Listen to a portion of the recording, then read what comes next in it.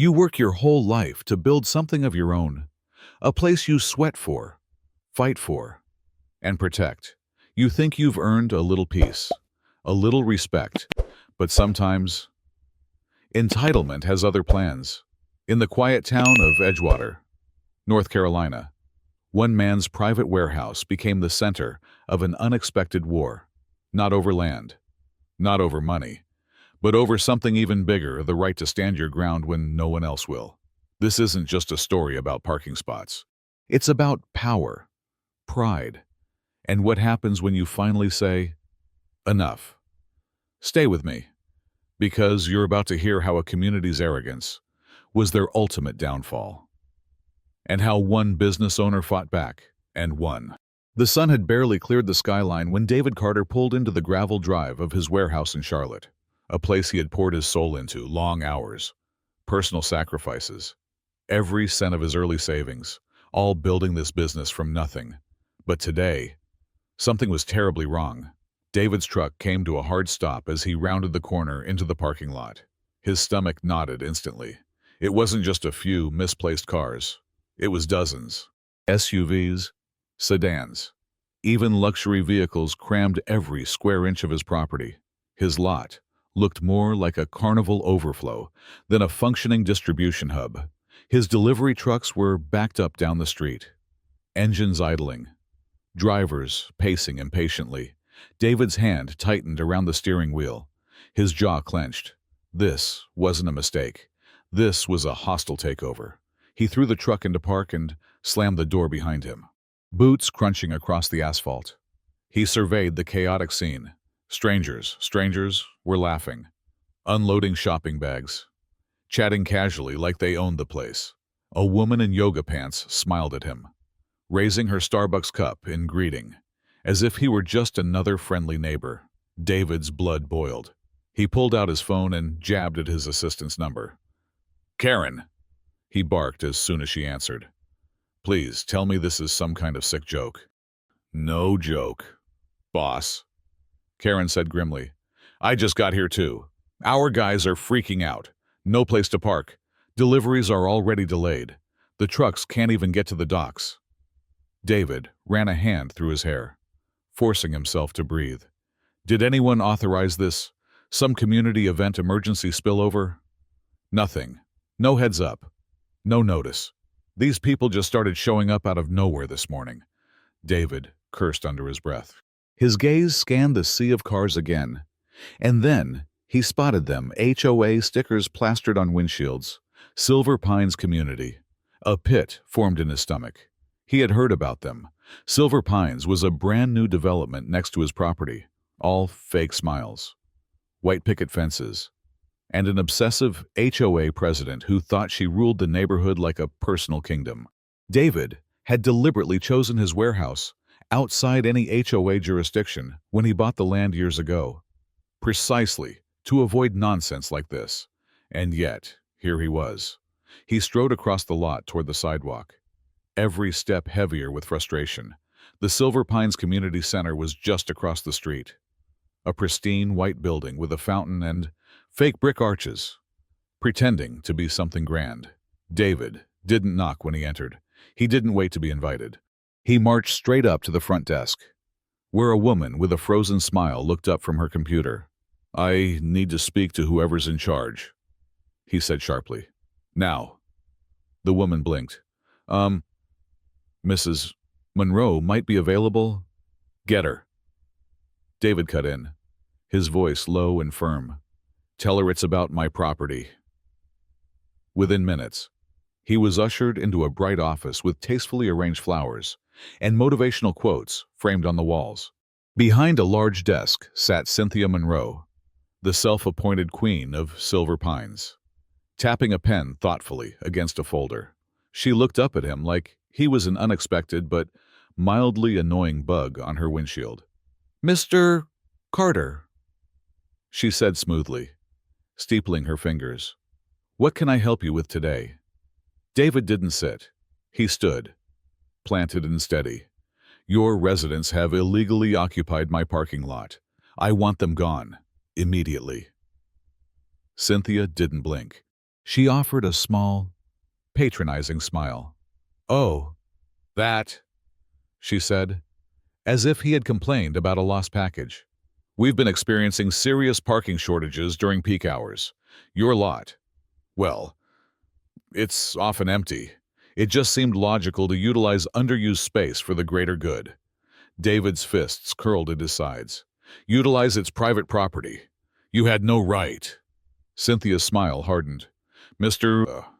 Carter, surely you understand the value of community spirit. You're part of the neighborhood now. And besides, we did a survey. Most of our residents assumed it was common property." "A survey?" David barked a humorless laugh. "That's your excuse." "You're being difficult," Cynthia said coolly. "It's only temporary. Until we can expand our parking, I suggest you let it be, for the sake of goodwill." David leaned over the desk, eyes locked on hers.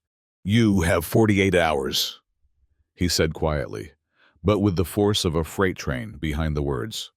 "Tell your people to move their cars, or I will handle it myself." For the first time, Cynthia's mask cracked just slightly, a twitch of her eye, a brief flicker of uncertainty. But then she smiled wider, almost smug. "If you say so, Mr. Carter."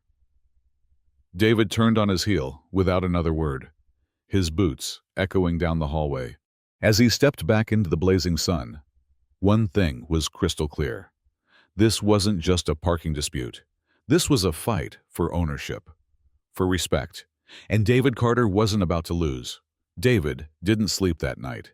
He sat in his home office, the glow of his laptop lighting up the walls, poring over legal documents, local ordinances, everything he could find about private property rights and towing laws in North Carolina. Every few minutes, he'd glance at his phone, half expecting a sudden apology email from the HOA. Nothing. By dawn, he wasn't just frustrated. He was prepared. At 6:00 a.m. sharp, David was back at the warehouse. Same nightmare. The parking lot was even more crowded than yesterday. Cars shoved into every possible corner, even blocking the loading dock doors now. His drivers sat in their trucks, shoulders slumped, scrolling their phones, helpless to do their jobs. And in the middle of it all, Silver Pines residents milled about without a care in the world, joggers using the lot as a warm-up space, mothers unloading groceries from SUVs, retirees sipping lattes on folding chairs. It was deliberate. It was disrespectful. It was war. David got out of his truck with a stack of newly printed signs under one arm. Private property. No parking. Violators will be towed at owner's expense. He spent the next hour bolting those signs to fences, light poles, and even right on the asphalt. Anywhere. They couldn't claim they didn't see it. Then he pulled out his phone and started snapping photos. Each car, each license plate, the newly posted signs, everything documented, everything undeniable. By 8:00 a.m., David sat in his office, making the call. "Tri-County Towing." The dispatcher answered, chipper and bright. "This is David Carter, over at Carter Logistics," he said crisply. "I have a situation. Private lot. Unauthorized vehicles. Signs are up. Photos taken. I'm ready to clear them." There was a pause on the line, then a low chuckle. "You're dealing with an HOA, aren't you?" "Bingo," David muttered. "We'll be there within the hour," the dispatcher promised. "You're not the first. Won't be the last." True to their word. Just after 9, the tow trucks rolled in like cavalry. Big, rumbling, beautiful machines. 3 of them, gleaming in the sun, chains ready, drivers wearing mirrored sunglasses and grins that said they loved this part of the job. David stood back and watched it unfold. The first car, a silver BMW, was hooked up within minutes. Its owner, a woman in tennis whites, ran screaming from across the street, clutching her little designer dog to her chest. "You can't do this! I live here!" she shrieked. David handed her a printed flyer with the impound lot's phone number and address. "You live there," he said, pointing across the street. "This is my property." As the tow trucks kept working, more residents emerged, some furious, some stunned, some pleading.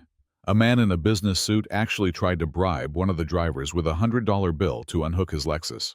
The driver just laughed, slapped the bill back into the man's chest, and hauled the car off anyway. The chaos spread like wildfire. Phones came out. People started recording. Threats were shouted. Accusations flew. "You'll be hearing from our lawyers," one woman yelled, red-faced. "Good," David called back calmly. "They can read the signs I put up." 2. By noon, more than half the lot was empty. A beautiful, clean slate emerging from under the mess. And that's when Cynthia Monroe showed up. She arrived in a shiny black Escalade, screeching to a stop in front of the warehouse. Dressed in a crisp pantsuit, sunglasses perched on her head like a crown, she stormed across the pavement toward David, her heels stabbing the asphalt with each step. "You have crossed a line, Mr. Carter," she hissed. David didn't move. "You crossed it first," he said coolly. "I warned you. I gave you 48 hours. I posted notices. You ignored me. You made this mess."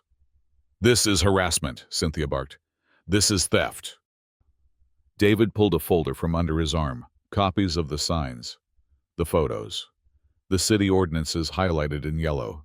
"Actually," he said, flipping the folder open and tapping a page with his finger, "this is called enforcing private property rights, and every one of your residents signed a community agreement that says they must follow the law.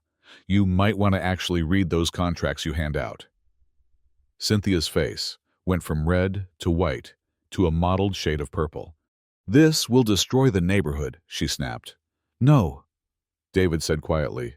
"You already did that when you decided the law didn't apply to you." Behind them, more cars were being hauled away, one after another, the hooks clanking and engines roaring. The HOA residents who remained were watching now, their eyes no longer angry, but confused. And maybe, just maybe, beginning to realize who the real villain in this story was. And David could feel it, deep in his gut. The tide was finally turning, but he also knew one thing for sure. Cynthia Monroe wasn't done yet, and neither was he. The next few days were nothing short of a powder keg. News of the towing debacle spread fast, not just through the Silver Pines HOA, but throughout the entire town of Edgewater, North Carolina. Local blogs, neighborhood Facebook groups, even the small-town newspaper ran a headline, "Private Business Owner Battles HOA Over Property Rights and Wins." David barely had time to breathe. Reporters started showing up at the warehouse, looking for a comment. Other local business owners dropped by, offering high fives and whispered thank yous for standing up to the HOA bullies they had all quietly despised for years. But not all attention was positive. The Silver Pines board, desperate to save face, started firing off legal threats, cease and desist letters, empty accusations of harassment, even a bogus lawsuit claiming emotional distress on behalf of their residents. David expected it, and he was ready. He handed everything over to his lawyer, Jacob, who practically laughed as he read through the HOA's pathetic complaints. "They don't have a case," Jacob said, flipping through the paperwork. "They're flailing. Classic bully behavior. You followed every law, documented every step. In fact," he tapped a finger against the desk, "you might have grounds to sue them." David leaned back in his chair, arms crossed. "Not interested in money," he said flatly.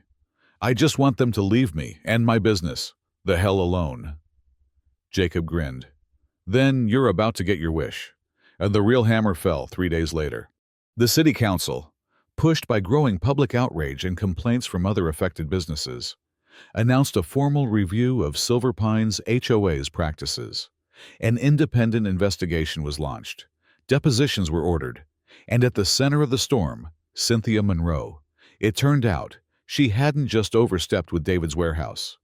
Emails surfaced showing she had bullied other property owners into compliance for years, using her position to grant special permissions for certain residents while punishing others she didn't like. Her little empire was crumbling fast. One by one, HOA board members began resigning, trying to distance themselves from the scandal. The residents, furious about the towing fees, the lies, the embarrassment, called for Cynthia's immediate removal. At the next emergency HOA meeting, in front of a packed community center, Cynthia Monroe was voted out as president by a humiliating margin, stripped of her title, her influence, and her carefully cultivated aura of power. David didn't attend the meeting. He didn't need to. He heard the cheers from his office 2 blocks away, echoing through the town like a final victory bell. 2 weeks later, life at the warehouse returned to normal. The parking lot stayed clean. The loading docks stayed clear. And for the first time in a long time, David's employees came to work smiling, laughing, joking. No longer stressed about having to park 5 blocks away. Business improved, morale improved, and David. He slept better at night, knowing he had stood his ground when it mattered. One afternoon, as he sat on the loading dock sipping a coffee, Karen joined him, dropping into the chair beside him. "Feels good, doesn't it?" she said, bumping his shoulder lightly. David chuckled. "Feels like peace." They sat in comfortable silence for a while, watching delivery trucks roll in and out of the lot, the sun setting in streaks of gold and purple behind the skyline. Karen broke the quiet first. "You ever think about what would have happened if you just let it slide?" David shook his head slowly. "I don't let bullies win," he said simply. She smiled. "Neither do we." As the last truck pulled away and the lot emptied for the night, David stood, stretching. He looked out over his hard-earned property, the lot he had fought for, defended, protected, and he knew one thing for certain. This was more than just asphalt and painted lines. This was a statement, a reminder to everyone who thought they could take what wasn't theirs, not here, not ever again.